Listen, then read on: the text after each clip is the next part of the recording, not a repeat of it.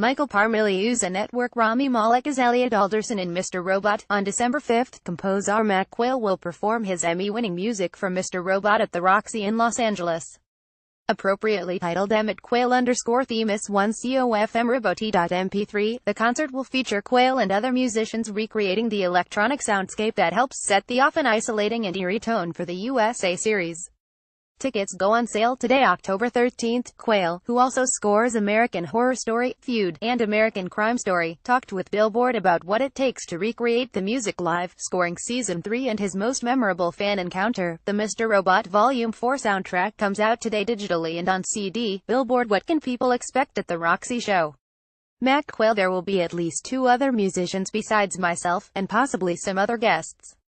My vision to perform the music of Mr. Robot has always been that it should be a very electronic sound, and best suited to be played loud in a dark room closer to a rock or EDM show than a film music concert. A couple of live performances that I've done so far did not have images from the show, but maybe this one will have something. What are the challenges of putting together the music for a live presentation?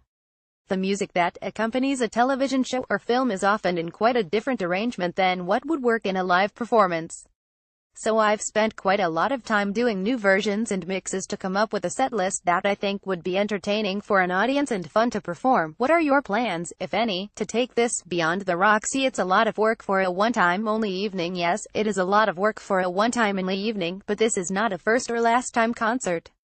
We performed in Spain back in July, and did a mini set here in Los Angeles in June. Who knows what the future will bring? I'd love to perform this music all over the world. It seems to be quite popular now for composers to take their scores on the road. I especially think this show would go over well at Coachella. Laughs. You won an Emmy for the Mr. Robot pilot. How did you come up with the sonic tone for the show from the start? It all began with a conversation with the creator of Mr. Robot, Sam Esmail. He knew right away that he wanted an electronic sound, and I really resonated with that as well. All the music I started writing right from the beginning was completely electronic and had a very dark, propulsive feel to it. It has evolved a little since the first season. We've used more organic instruments and other sounds that one might not know if they are electronic or natural.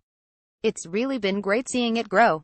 As you mentioned, you're dealing primarily with electronic instrumentation for the score. What's the key to giving it humanity? Well, the last time I checked, I am a human and I'm creating the music, so hopefully right there that's the beginning of it having some humanity. And then as I create, I do a lot of shaping of all the sounds and parts, with the intention of giving it feeling and dynamics.